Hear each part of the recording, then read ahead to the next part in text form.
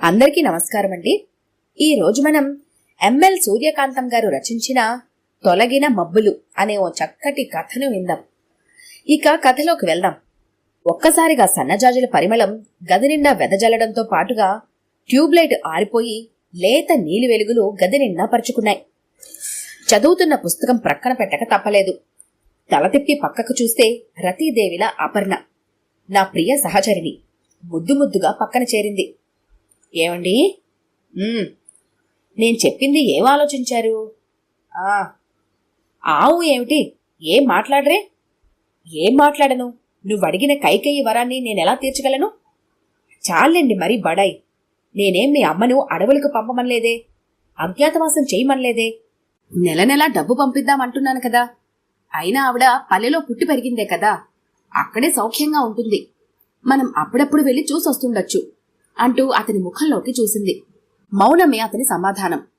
సరే, రేపు ఉదయాన్నే నేను మా ఊరు వెళ్తున్నాను, బాగా ఆలోచించుకోండి అంటూ గోడవైపుకు తిరిగి పడుకుంది. ఆ రాత్రి ఇక మాట్లాడదు. జంటలో ఒంటరి నిశ్శబ్దం ఎంత భయంకరం. సుధాకర్ మౌనంగా ఇంటి కప్పుకేసి చూస్తూ ఉండిపోయాడు. ఎంతో అణకువ, తనంటే ప్రేమ ఉన్న అపర్ణకి ఈ పాడు ఆలోచన ఎందుకొచ్చిందో. తను కోరుకున్నది ఇదా? తనకి 8 సంవత్సరాలు నిండకముందే నాన్న చనిపోతే ఎవరిని ఆశ్రయించుక పుట్టింటికి పోకుండా సరదాగా నేర్చుకున్న టైలరింగ్ వృత్తిగా చేసుకుని ఉన్న కొద్ది పొలంతో సాఫీగా జీవనం సాగిస్తూ పొరుగురు పంపి చదివించింది. ఇంటర్ పాస్ అయ్యాక, అమ్మా ఇక నేను చదవను, నీ కష్టం నేను చూడలేను అన్నప్పుడు, డిగ్రీలో చేరుకన్నా నాకింకా చాలా ఓపిక ఉంది, ఇంటర్తో నీకేం ఉద్యోగం వస్తుందిరా పిచ్చి తండ్రి, ఈ పోటీ ప్రపంచంలో ఇంకా చదవాలి అంటూ ప్రోత్సహించి డిగ్రీలో చేర్పించింది. ఆ పైన పీజీ చేసే వరకు ఊరుకోలేదు. అమ్మ కష్టం ఫలించి పీజీ అయిన 2 ఏళ్లకి లెక్చరర్గా పోస్టింగ్ ఆర్డర్ వచ్చిన రోజు అమ్మ కళ్ళలో ఆనందం వెల్లివిరిసింది. అమ్మను చూసి కన్నీరు ఆపుకోలేక అమ్మ భుజంపై నిశ్శబ్దంగా తల ఆనించి ఉండిపోయినప్పుడు తను పడిన శ్రమ మరిచి ఆనంద భాష్పాలు రాల్చింది. ఇప్పుడు నీకో తోడు కావాలరా కన్నా అంటూ బంగారు బొమ్మలాంటి పేద ఇంటి పిల్లని వెతికి వెతికి తోడునిచ్చింది. తాను పెంచిన చెట్టు నీడలో విశ్రాంతి తీసుకుంటున్న అమ్మని ఇప్పుడు వెళ్లిపోమని ఎలా చెప్పగలడు? అపర్ణను కూతుర్లా చూసుకుంటుంటే తన తల్లి అందరిలాంటిది కాదని ఎంత మురిసిపోయాడు. అంత మంచితనం కూడా పనికిరాదేమో. దీనికి పరిష్కారం ఏమిటో కాలమే నిర్ణయించాలి. అమ్మను మాత్రం ఎక్కడికి పంపను, అపర్ణకే నచ్చజెప్పాలి అనుకుంటూ నిద్రలోకి జారుకున్నాడు సుధాకర్. అపర్ణ ఇంకా నిద్ర లేవలేదు. అది అలకపానుపే. సోఫాలో కూర్చొని పేపర్ చూస్తుంటే కాఫీ కప్పుతో వచ్చింది అమ్మ. ఒరే కన్నా, మన ఊరు ఓసారి వెళ్దామనుకుంటున్నాన్రా అంటూ పక్కనే కూర్చుంది. ఉలిక్కి పడ్డాడు సుధాకర్. కొంపదీసి అపర్ణ అమ్మతో గాని డైరెక్ట్గా వెళ్లిపోమ్మని చెప్పిందా, లేక రాత్రి మా సంభాషణ విన్నదా అని ఆందోళనగా చూశాడు అమ్మ వైపు. కాని ఆమె చాలా మామూలుగా ప్రశాంతంగానే కనిపించింది. ఇది అమ్మకు వచ్చిన ఆలోచనలానే ఉన్నది అని సర్దుకున్నాడు. ఇప్పుడు ఎందుకమ్మా, దసరా సెలవులకి ముగ్గురం వెళ్ళొచ్చులే అన్నాడు. అప్పటి వరకునా? నాకేమిటో ఇప్పుడే వెళ్లాలనుందిరా. ఒక్కసారి అత్తయ్య వాళ్ళందరినీ చూడాలనుంది. ఈరోజే వెళ్తాను. అపర్ణ ఇంకా లేవలేదురా ఉంది అంటూ లేచింది. మరేమీ మాట్లాడలేకపోయాడు సుధాకర్. తన సమస్యకి పరిష్కారం దొరికిందనో, తల్లి అపర్ణ ఉద్దేశం గ్రహించిందనో మౌనంగా ఉండిపోయాడు. బస్సు కదులుతుండగా, అమ్మా త్వరగా వచ్చేయ్, నువ్వు లేకపోతే మాకేం తోచదు అన్నాడు గిల్టీగా ఫీల్ అవుతూ. ఒక్కసారి కొడుకు ముఖంలోకి చూసిన ఆ తల్లి మనసు పిచ్చి ప్రేమతో నిండిపోయింది. గొంతు పెగలక అలాగే అన్నట్టు తల ఊపింది. కదిలే బస్సులోంచి చేయి ఊపింది. కిటికీలోంచి కదిలే దృశ్యాలను చూస్తూ చిన్నగా నవ్వుకుంది. పిచ్చి తండ్రి, రాత్రి నిద్రపట్టక దొర్లుతున్న తను వాళ్ల సంభాషణ పూర్తిగా విన్నాను అని తనకి తెలియదు కాబోలు. త్వరగా రమ్మంటున్నాడు అనుకుంది. జన్మజన్మల సంబంధం, రుణానుబంధం లాంటివన్నీ పిచ్చి మాటలే. కొడుకు తల్లికి రుణం తీర్చుకోవటం ఏమిటి? ఏ బిడ్డ నన్ను పుట్టించమని ఏడవడు కదా. అలాగే ఏ తల్లి తండ్రి కూడా పిల్లల్ని కనాలనే ఆలోచనతో దగ్గర కాలేరు కదా. అంతా రొటీన్ కార్యక్రమాలే. మిమ్మల్ని కని పెంచి పెద్ద చేశాం, మమ్మల్ని పువ్వుల్లో పెట్టి చూసుకోండని ఏ తల్లిదండ్రులు డిమాండ్ చేయకూడదు. కన్నందుకు తప్పనిసరిగా వాళ్ళని తీర్చిదిద్దాలి. సమాజానికి చేడగా పేడగా కాకుండా ఉన్నతుల్ని చేయాలి. ఇది తల్లిదండ్రుల కృషి. ఈ ధ్యాస కన్నబిడ్డలకు లేనప్పుడు దూరంగా ఉండటం ఎంతో మంచిది. అంత మాత్రాన బిడ్డల్ని శపించి శాపనార్థాలు, పెడర్థాలు, హంగామా అనవసరం. మనం నాటిన మొక్క ఆరోగ్యంగా ఎదిగి ఫలిస్తే ఎవరికి ఆనందం ఉండదు? మనం నాటిన చెట్టు ఫలాలు మనమే తినాలి అనుకోవటం స్వార్థమే కదా అని ఆలోచించుకున్న ఆ తల్లి పల్లెటూరు చేరి పాత కుట్టుమిషను బయటకు తీసింది. అత్తగారు లేకపోతే ఇంకా ఆనందంగా గడపచ్చు. ఆమె ముందు స్వేచ్ఛగా ఉండలేకపోతున్నాము కదా అనుకుంది అపర్ణ. ఒక్క పడక గదికి అంకితమైన ఆనందం మిగిలిన సమయంలో కూడా పొందవచ్చు, సరదాగా ఉండొచ్చు అనుకున్న అపర్ణ ఊహలు తలక్రిందులయ్యాయి. సుధాకర్ ఆమెతో ఇదివరకులా ఉండలేకపోతున్నాడు. 4 రోజులు పోతే అతనే మారతాడు. వెనక ముసలమ్మ బెడద ఎంత చిరాకు, తనకేం తెలుసు అని మిన్నకుండిపోయింది. ఇద్దరి మధ్య దూరం పెరిగిందే కాని తరగలేదు. 1 వారం తర్వాత లగేజీతో రిక్షా దిగుతున్న తల్లిని చూడగానే సంబరపడిపోయింది అపర్ణ. గబగబా ఎదురెళ్లి సూట్ కేసు బ్యాగు అందుకుంది. అత్తగారిని చూసిన సుధాకర్, ఉత్తరం రాయలేకపోయారా అత్తయ్య గారు? స్టేషన్కి వచ్చేవాణ్ణి కదా అన్నాడు ఆప్యాయంగా. వద్దామని అనుకుంటే కదా నాయనా, అనుకోకుండా బయలుదేరి వచ్చేశాను అంది. అమ్మా, అన్నయ్య వదిన పిల్లలు బాగున్నారా? వాళ్ళకేమమ్మా, వాళ్ళు బాగానే ఉన్నారు. బాగోందల్లా నా తలరాతే. వాళ్ళకి నేను గుదిబండనైపోయాను.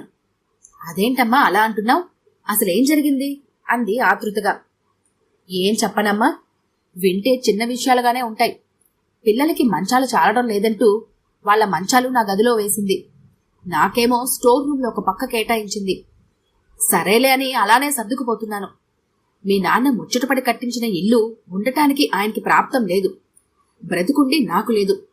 మొన్న మధ్య కీలనొప్పులతో బాధపడ్డాను, లేవలేకపోయాను. అన్నీ అందించలేక చస్తున్నాం అని మీ వదిన పిల్లలు కూడా విసుక్కున్నారు. అన్నయ్య ఆచారి గారిని తీసుకొచ్చి మందు ఇప్పించాక తిరగగలుగుతున్నాననుకో. ఇది ఆవిడకిష్టం లేకపోయింది.